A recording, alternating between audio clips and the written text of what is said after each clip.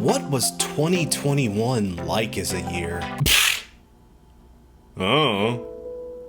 No, literally, I have no idea. Full disclosure, in case you couldn't already tell, this was kind of a bad year for me. And while 2020 was a bad year for, like, most of us, 2021 has probably been like one of the worst years I've had personally in an extremely long time. And the sad thing is, it isn't even like y'all's fault, really.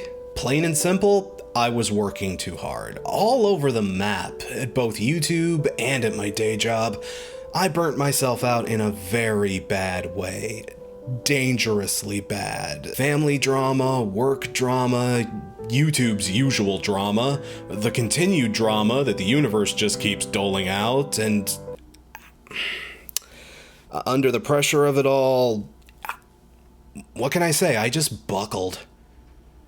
And to add even more drama to that, holy shit, this was a hell of a busy year, too. So many releases dropped. So many releases. In fact, I'm just gonna outright say it. Too many releases dropped this year.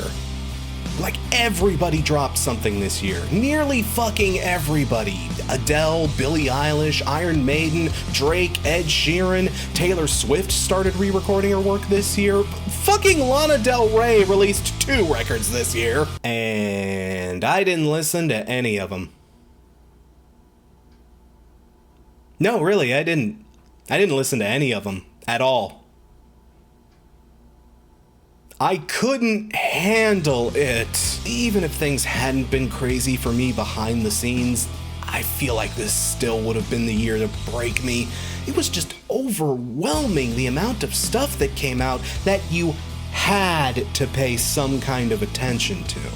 Legit, say a prayer for all of your favorite music reviewers this year, because everyone, yes, even the one you're thinking of, had a rough time just keeping up with the sheer volume of it all. Just an endless wave of this came out, oh, you have to cover this came out, and this came out, and this came out, and this came out, and this came out, and this came out, and this came out, 700 releases came out today, and I need thoughts on it. No thoughts! Okay? No thoughts! None! I exaggerate, but real talk, folks. We're tired this year. Every single one of us. I don't care who it is or how devoted they may have been in 2021. Every single reviewer that you follow, no matter what, is gonna have a lot of stuff that they just missed. And up front, me most of all, probably. I had to literally ignore a decent amount of stuff this year for the sake of my sanity. So, just heads up, on both this list and the best list, there's gonna be a lot of gaps, okay? There's just gonna be a lot of stuff that, oh, why isn't this on here? I probably didn't hear it. Kyle? Some of it was because I simply didn't have the time. Some of it was just because I couldn't handle yet another goddamn thing I had to throw on my must-listen to pile. So y'all, just do me a favor here, pretty please. Don't hound me about the stuff that isn't on this list, or should be here, or how could you have missed out? I can't believe you didn't blah blah blah rate your music blah blah. Everybody missed out on a lot of stuff this year. It was impossible for a lot of us to keep up. I mean, folks, my brain was so out of whack, I could barely convince myself to listen to good music this year. What the hell on earth makes you think I wanted to spend any time with stuff I knew was gonna be garbage? I did hear enough stuff, though, to make a list for 2021, so for whatever it may be worth, here are my picks for the worst of 2021. Dishonorable mentions. Don't keep me away. God, I hate it when an album title serves as its own review. What the fuck is a Zayn? When you face to the floor, I tap the dial, turn it on. Honest to God, it feels like such a tired cliche to dunk on Imagine Dragons in 2021, doesn't it? I mean, honestly, they don't seem like bad guys, and they've been through a lot as a group. They've basically been the punching bag of the entire music criticism sphere since at least their third record. At this point, punching on Imagine Dragons almost feels like punching down. You know, it's icky. I don't want to keep doing it. But the music just keeps sucking. And this record, people, like, I wanted to ignore the Imagine Dragons record this year. I really did. If this had just been another generic, featureless, electro-buzzy bit of their usual wish-wash, I would have looked over it entirely. I probably wouldn't have even listened to it this year. But they had to get ambitious. I guess this thing is gonna be Act 1 of some huge, epic, sweeping narrative, and this album also shows them, like, stripping down to try to get people to, like, you know, be more authentic and see the real them. The problem is that it worked too damn well. Without their usual electronic polish and whatnot, their flaws are just, like, not even slightly hidden, and people, they sound fucking terrible. I can't imagine what this band must sound like live. Dan Reynolds, bless him, is just a genuinely bad singer, and their guitarist's hooks are plain as a butter sandwich. There's nothing about the rhythm section even worth pointing out, and, like, on top of everything about this record, y'all wanted to throw hubris into the mix too. You just had to tempt fate with that Act 1 in the title. Really? Excuse me for using the most obvious pun here, but you shouldn't call your album Mercury if you're in retrograde. Ugh, this sucked.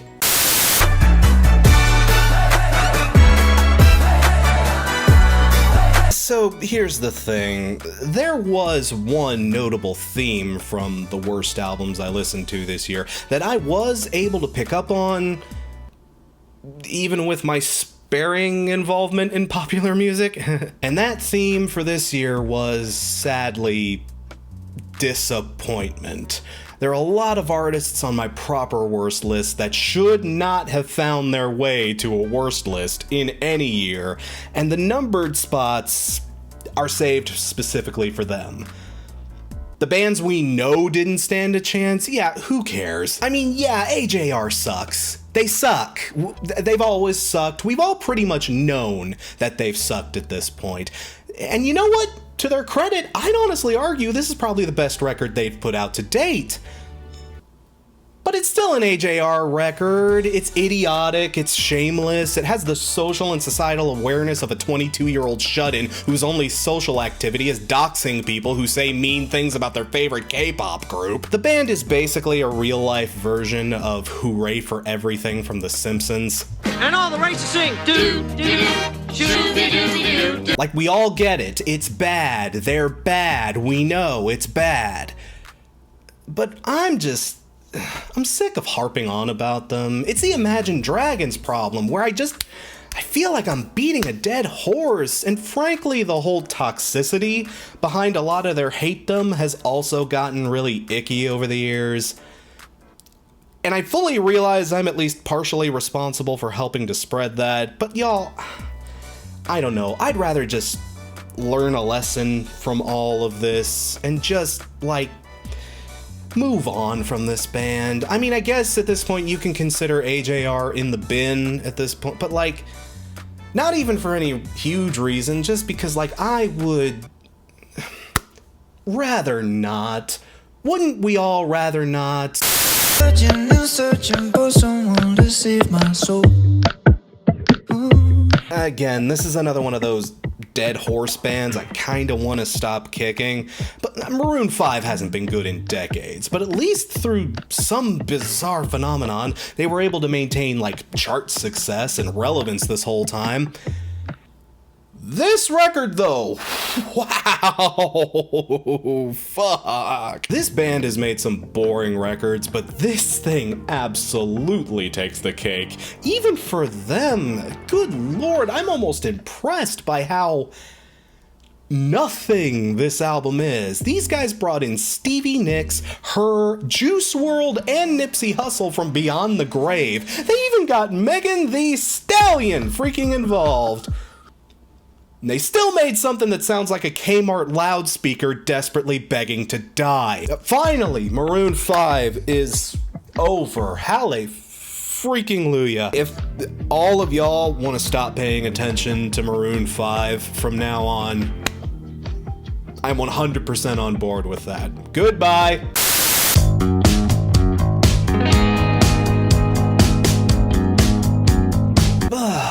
You know, I hate even putting this on here. It's not even like Bodies was that bad, really. It was better than the Blood album, but like, you know, it's still disappointing just seeing AFI like this. A lot of their side projects have actually been pretty compelling, but these days, anytime they have to get together and do AFI stuff, it's just like, do we have to? It was me anytime I had to write a review this year. Like, do I have to? You know, lol. I mean, the guys just did not appear interested in formulating any kind of identity for this record. Like, what even is this record? Is it an industrial thing? Is it punk? Is it gothy? Is it poppy? Is it a mix of all of those? Yeah, kinda, sorta, maybe a bit. I don't know. Can I fuck off and record the next Dream Car, please? I really don't want to be here. I don't know, folks. There's just a distinct lack of passion and creativity in AFI's most recent output that makes me feel like they'd rather be doing anything else than actually making music for their band. And like, I don't know if AFI is just gonna release stuff that's this milquetoast and meaningless from here on in. I mean, I'd rather you guys did something else too, you know? I love AFI. I love AFI. But I don't need AFI to exist. If you guys would be happier doing something else, I mean, by all means, do something else. We'll be fine. We don't need AFI to live. Just, I'd rather not have AFI than have an AFI that sucks this badly. You know what I mean? Are there even any AFI stans left who would come at my throat for saying something so treasonous? AFI, like, trust me, if y'all need to go away for a while, I understand. Take a break. It'll do you some good.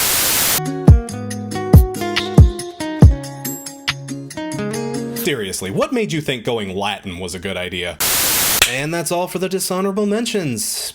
Let's not waste any more time and get right to the worst of it.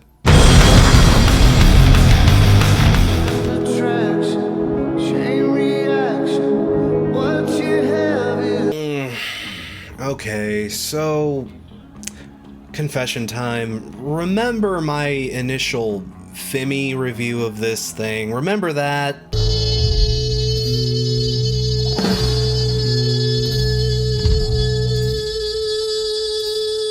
Okay, full disclosure, that was more the burnout talking than it was honestly me. Like, I wasn't, like, upset about this record. How could you be upset about this record? I was more like, just, oh God, another one of these. Please, God, let me die. So I apologize for kinda, sorta taking it out on the band, but dear God, I remain flabbergasted by how boring these guys are able to get year after year. I always think that they've slowed down to as slow as they can possibly get, and then their pulse drops another 10 digits. Like, how are you even doing this? And that's the biggest thing about this year.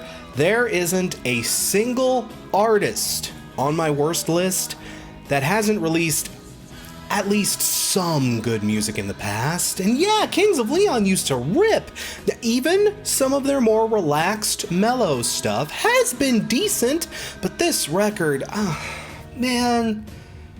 Guys, in a year where a lot of the worst stuff of the year was just so unbelievably boring, for them to release an even more boring album than the rest of their more recent boring catalog, just, man, it pours salt in the wound. A very boring, very salty wound. That's 2021 in a nutshell, isn't it? This record was just so goddamn sleepy. It made me want to throw on Holy Roller Novocaine again, just out of spite. I just continue to be amazed at how much life can be squeezed out of one band.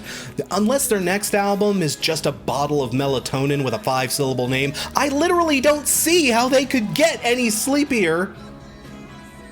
Then again, that's exactly what I said about their last 3 records, so I don't know. I need a nap.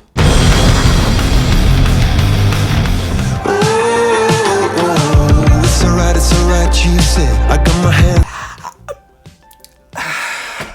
Again, what the hell do I even say about this? It's the Kings of Leon problem again. All I can say is boring. Again, one of the things that made this year so frustrating to deal with was that a lot of the bad stuff wasn't even bad in like a visceral or interesting way. So much of the bad stuff was just painfully boring. I could hear my own subconscious screaming at me for killing brain cells while I listened to this record. And those are the hardest records to ever write anything about, and there were so goddamn many of them this year. Not to mention that a lot of them were coming from artists who should have known better. Like Coldplay, god damn it. I wasn't exactly a fan of Coldplay's last couple of records, but you know, I figured they still had potential. I figured they could dig themselves out of that funk. I've been a Coldplay defender for a very long time now, but this record, oof, oof, oof, oof, oof, oof. Like, this is the worst kind of record they could have put out. This is everything that Coldplay haters say that Coldplay is. Like, y'all are 100% right about this one. The melodies are colorful, but completely emotionless. The lyrics are, that's kind of wishy-washy, self-important meaninglessness that would make an inspirational poster hanging up on your office break room look like an acid trip at Burning Man by comparison. And you know what? I'll just flat out say it. This thing is pretentious. It thinks it has this grand, meaningful message of light to share to the world. Lovely love. But really, like, the best comparison I have for this is that one Flash Forward episode of The Simpsons where Homer and Marge find out Lincoln's treasure is just like love or some bullshit. That lion! Rail-splitting, theater-going freak! Look, y'all, I do love me some Coldplay, but this album is exactly as up its ass as Coldplay haters think Coldplay usually is. Like, this is the one, folks. This is the one. I'll stick up for like Viva La Vida, but yeah, y'all can have this one. This is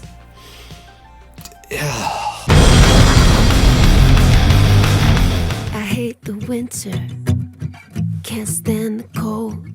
I tend.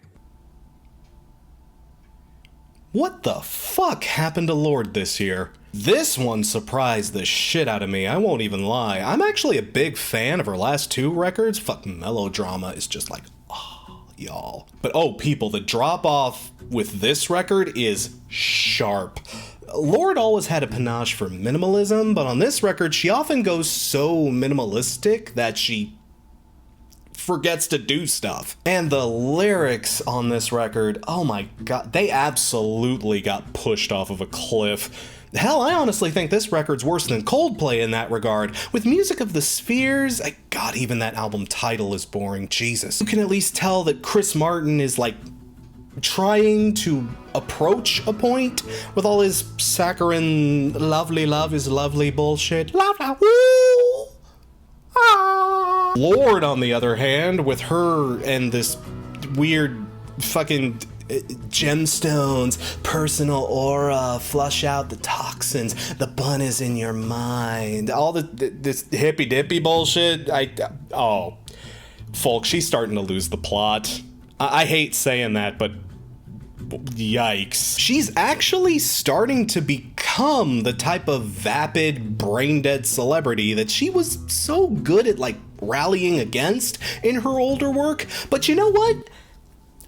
I honestly wouldn't have even minded if the music were at least good, but no, it's another painfully boring record from a painful year that had so many painfully boring records. Y'all, it was so hard to keep up with stuff this year because of all the stuff that was physically painful. It was so boring. I know I didn't have a lot of mojo to give this year, but how could anyone expect me to write 5 minutes on this?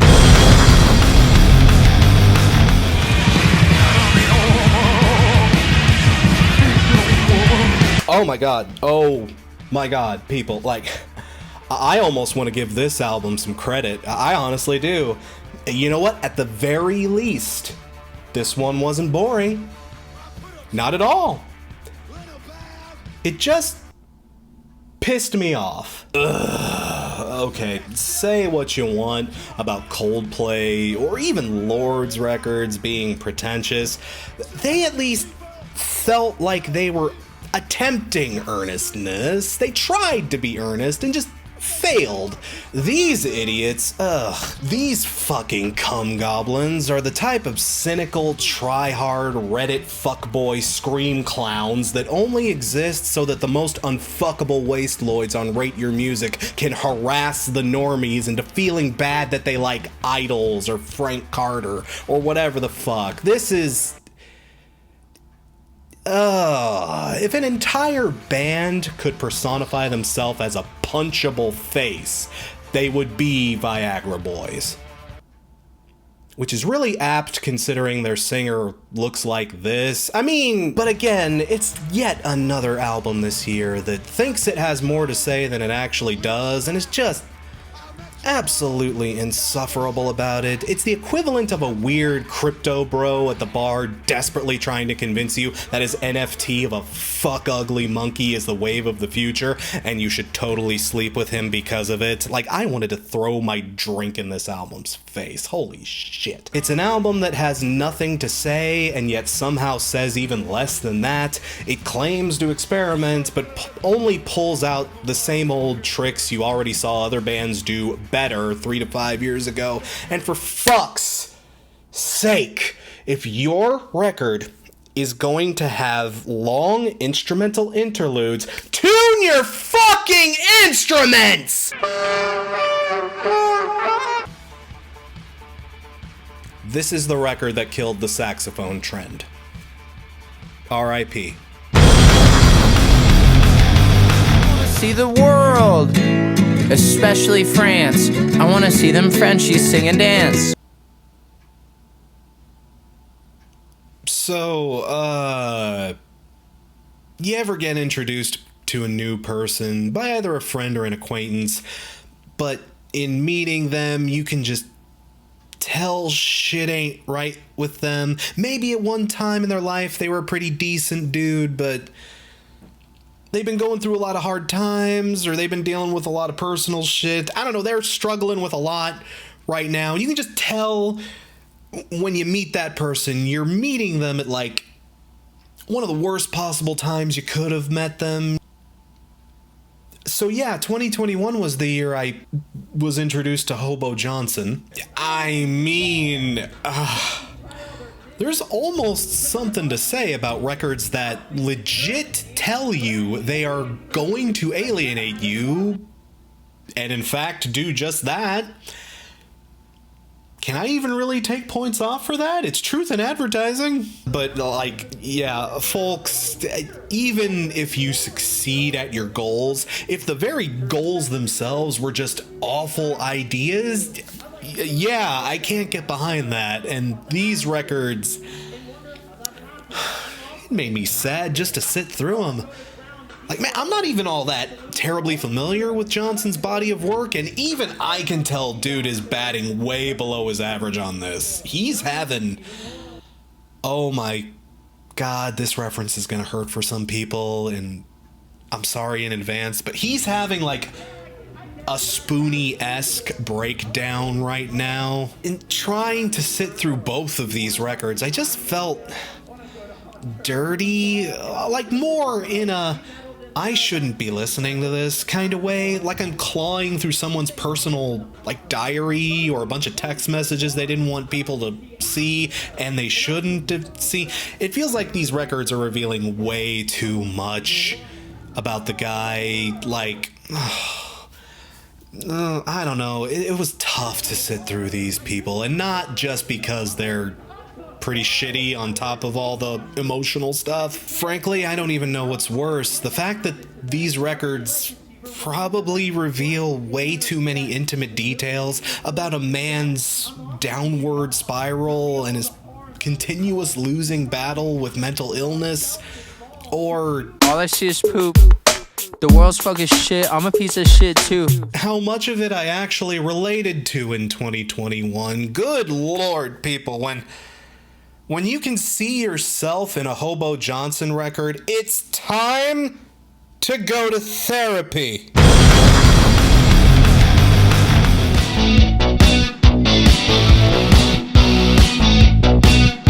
Oh, I know, it's a covers album. Nobody expects gold out of a covers album.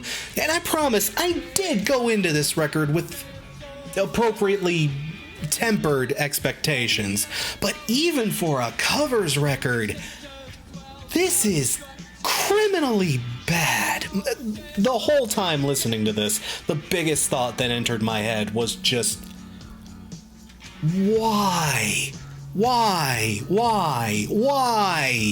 on earth were so many of the artists picked for this thing not artists that fit Gang of Four's vibe? Why is it that the handful of artists that did actually fit their vibe delivered such Repackaged sex keeps your interest. Repackaged sex keeps your interest. piss poor performances? Why are there so many repeated covers of the same handful of freaking songs, while other great Gang of Four songs have just been completely left off the table? And even worse, why did some of the genuinely bad stuff from their catalog get the remake treatment? Why the fuck is anything from What Happens Now on this thing? Seriously? What? Why? How? I mean, I know a lot of y'all probably thought The Blacklist was going to be the worst covers album of the year. And you know what? I kind of get that. I certainly wouldn't want to sit through that whole thing. Thank God I didn't. But at least that thing did have a few good covers on it, a handful of decent tracks. I have no fucking idea why this thing turned out the way it did. When one of your only passable covers has to have a children's choir on lead vocals, you done fucked up. God, seriously, I hate that I have to keep kicking down on Gang of Four. I genuinely do like this band's work, but even from beyond the grave, Andy Gill is still making a mess of things. Holy shit. Close your eyes, act surprised. It took its time. I know.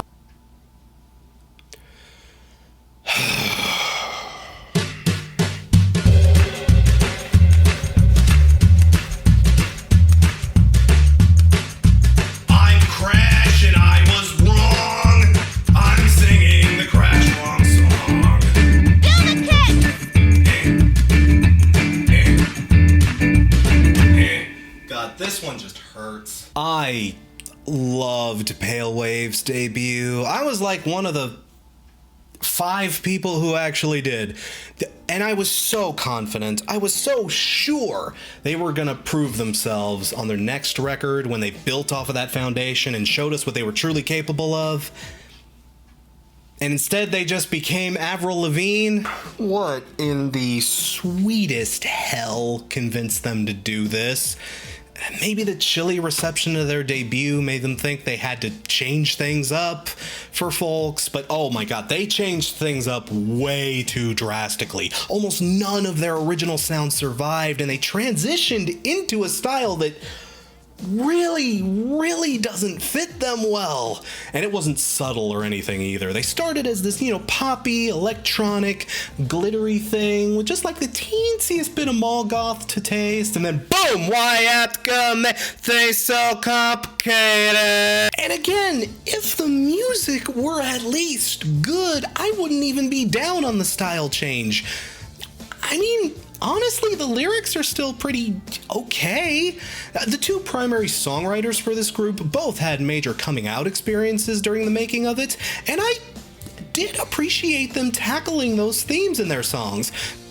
As someone who is also kind of freshly out of the closet, hey world, what's up? That's the thing, this album isn't entirely bad, but man, what it could have been and what it should have been. They had a great thing in their hands and they just completely dropped the ball with it. All I can hope for is that maybe on the next one they can pick it back up. I don't even know at this point if they can. Pale Waves, just promise me next time you won't make things complicated. I need to stop. Just a long shot. Oh boy. So, okay, heads up. The last 3 records on this list are kinda neck and neck when it comes for worst of the year. Honestly, it was a pretty close race between these 3. And it's almost all for the same reason too. I can't think of 3 albums this year that disappointed me as much as these did. And I went back and forth over what should go where, who's who, 1, 2, 3, what doesn't really matter. It doesn't, but I don't know. I decided to put NOFX here at number 3 this year, simply for one reason, because it confirms my most dreadful suspicion about their last album, First Ditch Effort. It was a fluke. We're calling it. We're calling it, folks. Go ahead. Wrap it up. Reel it in. It was a fluke. Weird thing that happened. No, this band sucks now. This band sucks now. It is what it is. I mean, that's the thing about First Ditch Effort. It honestly made us all kind of forget for a second there that NOFX had been on a pretty consistent losing streak since the end of the Bush years. Arguably even before then. First Ditch Effort was this weird, out of nowhere flash of brilliance that caught a lot of folks off guard, but man, Fat Mike has spent the last 5 years completely pissing away what little goodwill he was able to purchase with that record. And this album feels like the final nail in the coffin. Between the cry-baby ass lyrics, the painfully bad performances, and the absolute harebrained ideas that somehow made it onto this one. What the fuck were you trying to do with Linoleum? Who was that for? Between this record and that awful Cokie the Clown thing from a couple years back, yeah, no, I'm sorry. I know this is mean, but I'm convinced. First Ditch Effort was a fluke. Plain and simple, it's a fluke. We're never gonna get another good NOFX album again. I'm calling it. We're never getting another good NOFX album. We can't get a good NOFX album. Fat Mike sounds like he's about to die. Like, his voice is just completely shot. The dude sounds like the squeaky voiced teen from The Simpsons, and it only keeps getting worse and worse on each consecutive release. Jesus Christ, in 3 years he's gonna sound like Benjamin Button begging you for Vicodin. Like, this record just makes me sad because it's a grim reminder that, nothing good stays good forever. Nothing gold can stay. Everything fades. Everything rusts. There isn't anything in this world that won't crumble to dust in your hands after enough time. And like, I don't even have a joke to follow this up with. This record just makes me sad, y'all. Hey! We'll never have sex anymore.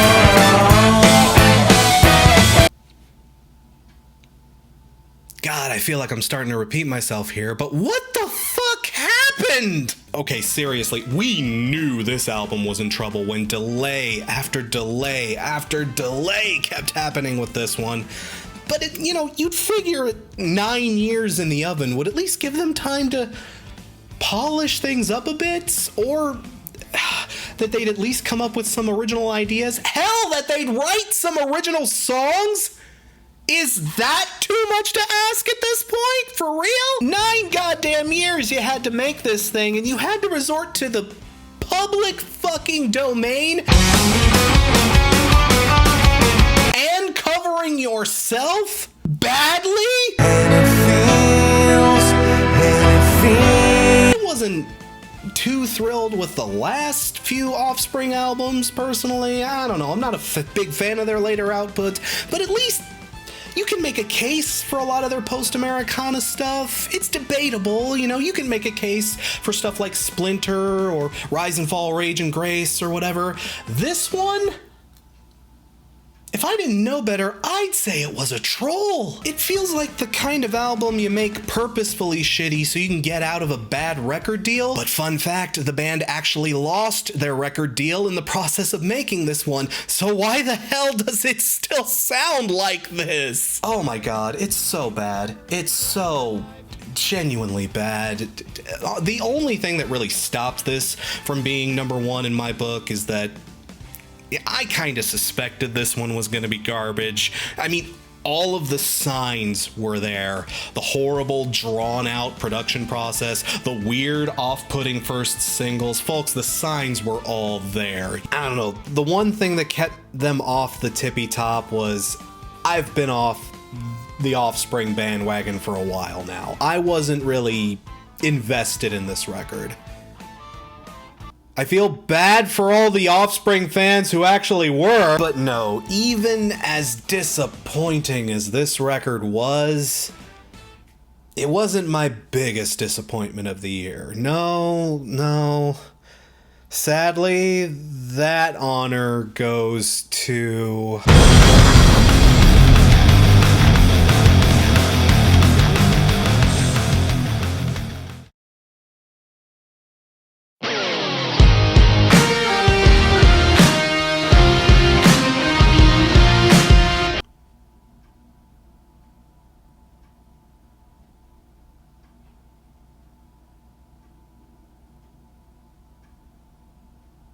I'm just fucking with you. I just wanted to watch the comments section explode. Honestly, I didn't even listen to that record this year. I don't know, I didn't care. I didn't want to care. I didn't have to care about that band this year. I don't have to care if I don't want to. And it feels good to not have to care about stuff like that. It honestly does. Like, I don't know, I'm just fucking with you. I just wanted to... I'm just gonna lay back for a little bit and just enjoy this.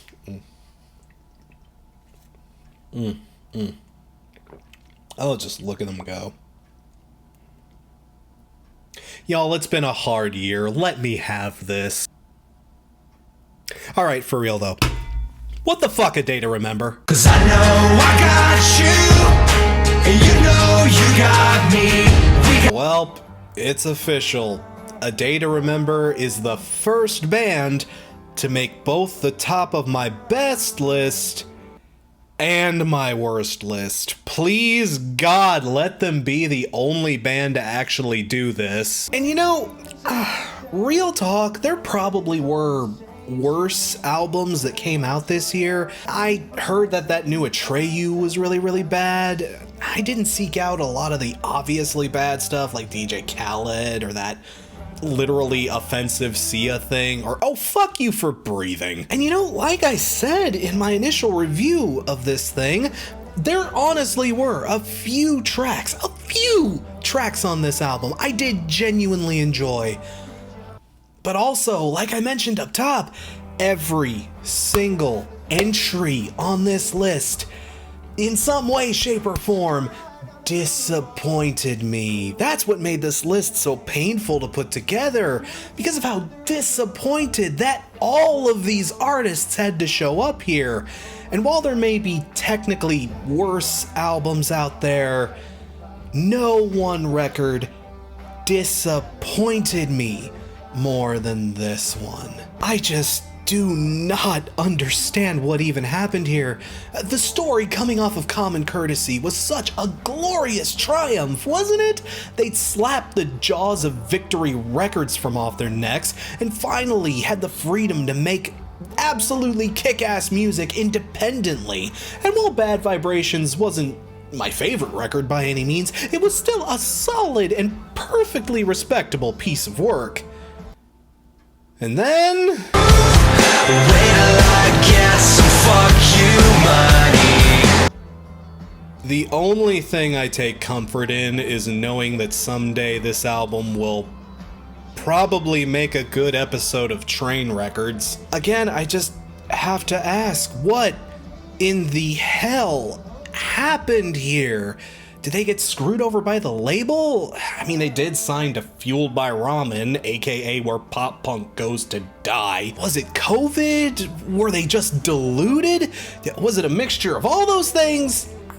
We may never know for certain, but all we do know is that once A Day to Remember put this record out, they clasped their hands together like Thelma and Louise and just drove straight off of a damn canyon. And it sucks to see them like this, you know?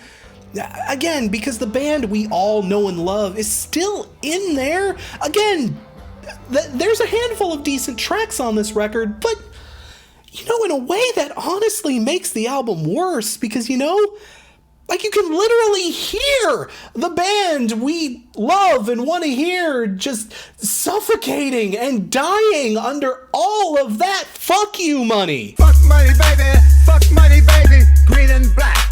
Green and black. 2021 was a very painful year for me, and this album was just another grim reminder that the things I love can wither and fade and become ugly, and I did not need this year. No one needed this. I don't know why it happened. I don't know why it had to happen.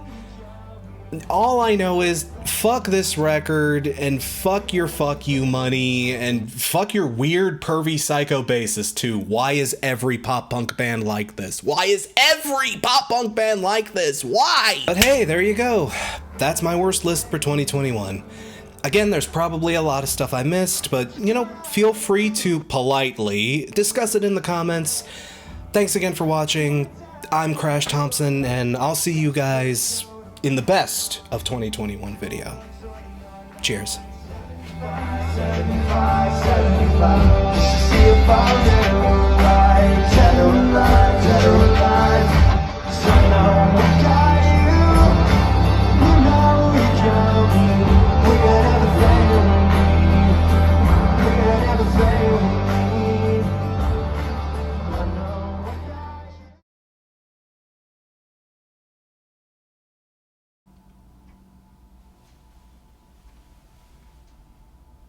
Hey, so I know this is weird, but, I know this year has been really, messy for me. I know it was probably hard, you know, staying subscribed and staying interested in whatever the fuck I had going on right now. I know this hasn't been an easy year. Definitely not for me, but probably for a lot of y'all too. I get it. But I know, I just wanted to say, for those of you that were willing to be patient and stick it out and just give me the time I kind of needed here, I'll go into this more in future videos, but like, I just wanted to pop on here real quick and just say thanks. I appreciate it. Thanks. Just thanks. See you in the best of 2021.